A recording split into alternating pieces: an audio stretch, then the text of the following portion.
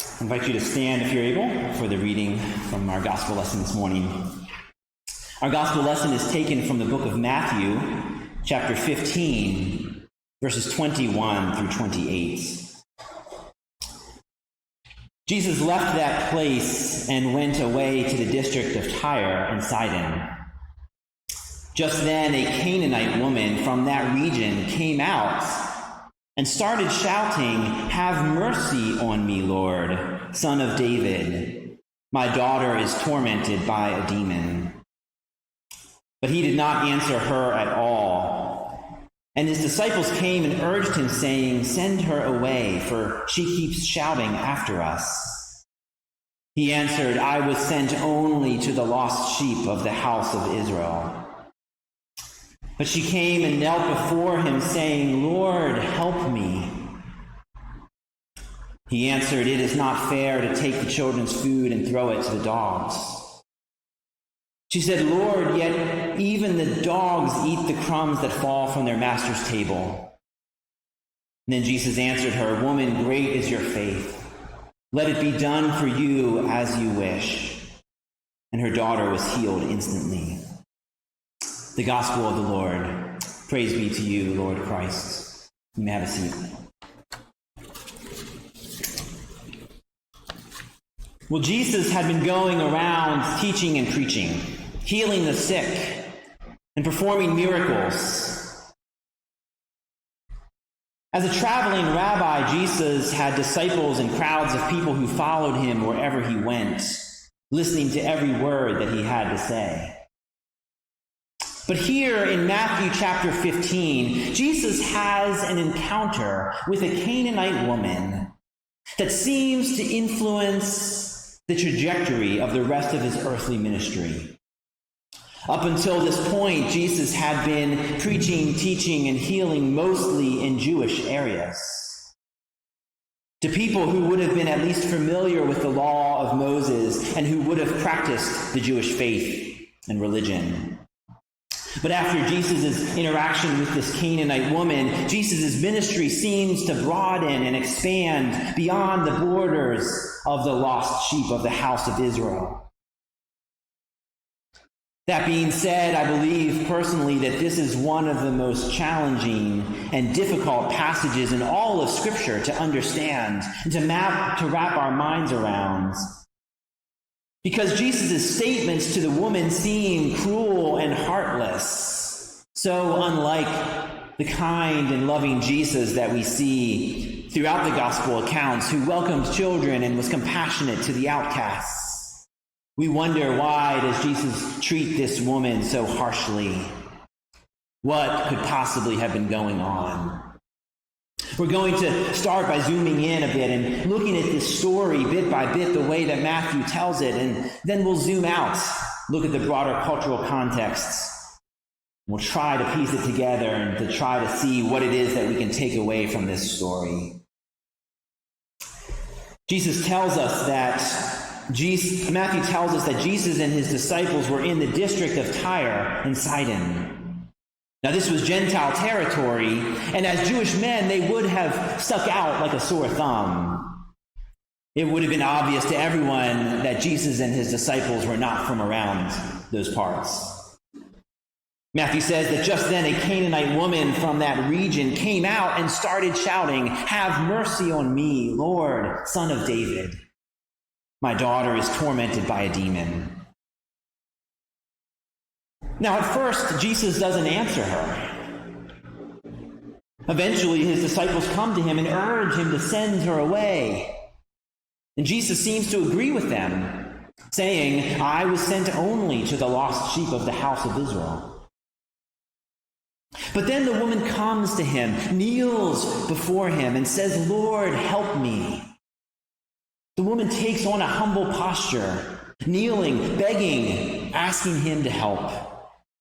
She addresses him as Lord and Son of David, respectful titles that were appropriate for his position of authority as a rabbi and teacher.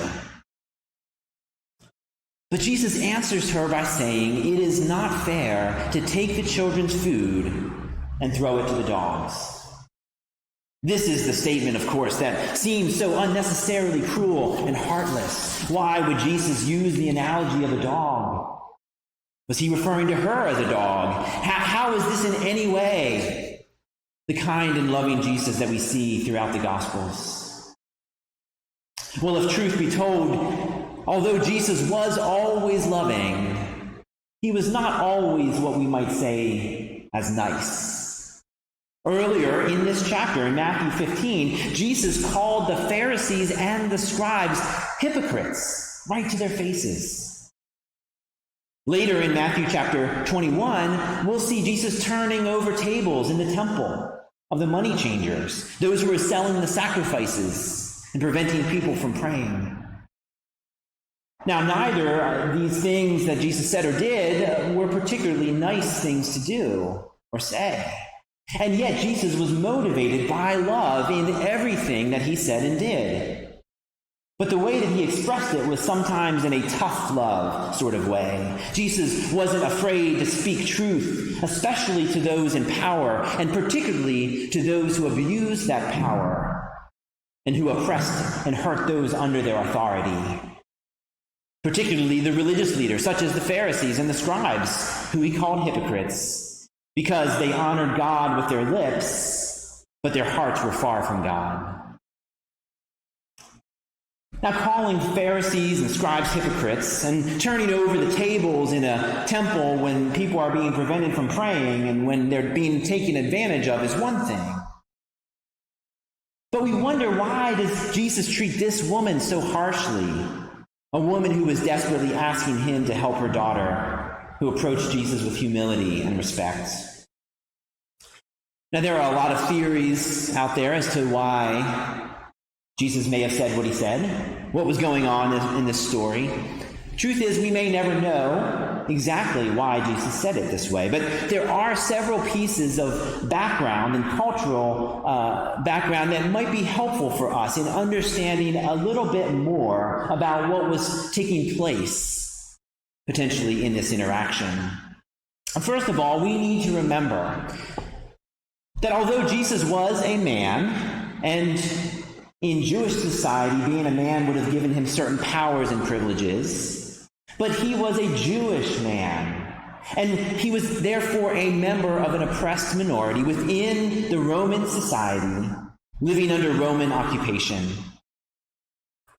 Jesus was born to working class parents who, because of their poverty, were forced to offer a pair of turtle doves or pigeons when they offered the sacrifice in the temple when Jesus was born, because they were too poor to be able to afford a sheep. The concession that was given in the law was that those who couldn't afford a sheep could offer turtle doves or pigeons, and that's what we read in the Gospel of Luke Jesus' parents offered. We also know from scriptures that Jesus was what's called a tekton. The Greek word there is often translated carpenter, but it's actually more of a generic term for a laborer. Joseph was not necessarily the master craftsman that we might think of. He was potentially more of a day laborer. And if that weren't enough, Jesus grew up in Galilee, an area within Palestine that was looked down on by the people who lived in the more prestigious and prominent areas of Judea. It was seen as bucolic and backwater. And to top it off, Jesus' hometown was Nazareth, a tiny and insignificant town that was scoffed at, even by other Galileans, as we see in the Gospel of John. This Canaanite woman, on the other hand, hailed from the region of Tyre and Sidon, wealthy port cities along the Mediterranean Sea that had long been renowned for their production of the coveted and very expensive purple dye. The Gospel of Mark says that this woman was of Syrophoenician origin, which means that she was quite possibly a member of the Greek ruling class, who had exploited the laborers of the Jewish settlers in the surrounding countryside. As one biblical scholar put it, the woman belongs to a group of people that, in a sense, had been taking other children's bread. And so we see here potentially an example of Jesus speaking truth to someone in power. Or perhaps Jesus is putting into words the cultural or ethnic tension that would have existed between their two groups of people, calling out some of the commonly held presuppositions that their peoples probably held of one another. There's one other potentially interesting, if not relevant, piece of cultural background that may be helpful here, that may shed light on some of the conversation and the interaction. And that's in Jesus' analogy of the word dogs, the use of the word dogs. We know that the Palestinian Jews of Jesus' day did not view dogs as household pets. They were seen as scavengers, roaming around as we may think of as stray dogs. But in well-to-do Greek households, such as the household where this woman would have grown up, dogs were often seen as pets. Jesus says here that it wouldn't be right to take the children's bread and throw it to the dogs. But this woman takes his analogy and turns it around, arguing that even the dogs get to eat the scraps that fall from the table. Perhaps pointing out that in her culture, dogs were actually treated quite well.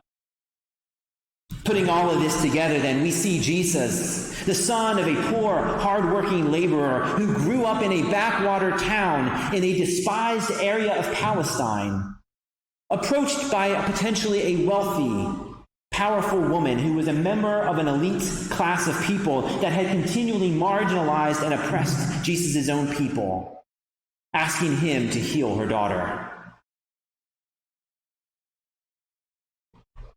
Now, rather than immediately giving her what she asked and sending her on her way, despite her humble posture and desperate plea, Jesus articulates his sense of calling and mission to seek after and search for the lost sheep of the household of Israel. At the same time, he puts into words the tensions that would have existed between their people groups with the use of this analogy in the word dogs.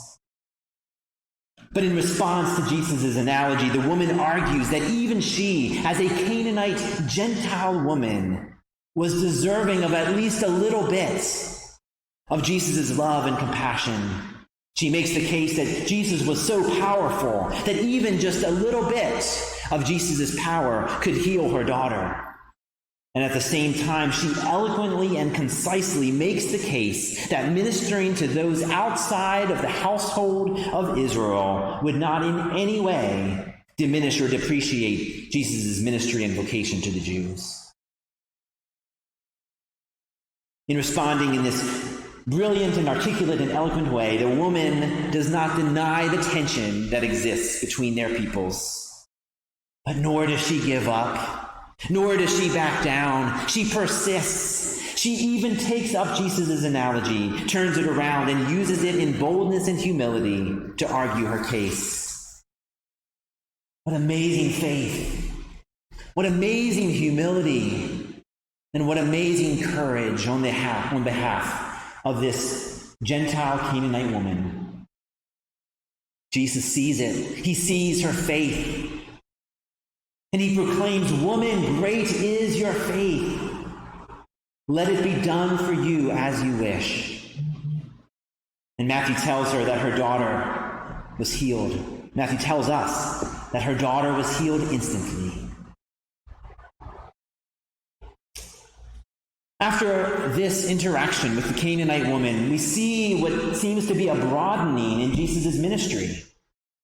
He seems to be more intentional about going to the Gentiles. In the following passage, Jesus feeds 4,000 people. And there were 7 baskets full of food left over. In the Gospel of Mark, we find out that this miracle took place in the Decapolis, the area of 10 Gentile Greek cities. Many commentators believe that the 7 baskets of food that were left over, in contrast to the 12 baskets full of food that had been left over after Jesus fed the 5,000 people, that those 7 baskets symbolize Jesus' ministry to the Gentiles. And even though Jesus had told his disciples in Matthew 15 that he was sent only to the lost sheep of the house of Israel, at the end of the book of Matthew, we see Jesus sending out his disciples in what's called the Great Commission to go and make disciples of all nations, baptizing them in the name of the Father and of the Son and of the Holy Spirit, teaching them to obey everything that I have commanded you. I, for one, am so grateful for the example of the bold and courageous woman who was willing to push back, who approached Jesus with boldness and humility, who persisted and did not give up. Her faith and humility and courage should be an example to us all. We may never know exactly why Jesus said what he said, but I think in Jesus we can find a model of what it looks like to acknowledge the real tensions that do exist between peoples in our world today, but also to recognize faith even in the people that we least expect. So often we try to determine who we think will be open to or receptive to hearing the good news of Jesus Christ. But in so doing, we close ourselves off to the possibility that there are those who are very different from us who have great faith. But when we step out, when we proclaim the good news, even to those who might look down on us or despise us, so often God surprises us. And so let us follow Jesus wherever he may lead us. Let's allow ourselves to be challenged to move beyond our communities, beyond the groups of people we may feel comfortable serving. Let us be generous in sharing God's blessings and proclaiming the good news of Jesus Christ freely to any and to all who may listen. And like the Canaanite woman, may we persist in great faith and in courage and humility in bringing our prayers and our requests before the Lord.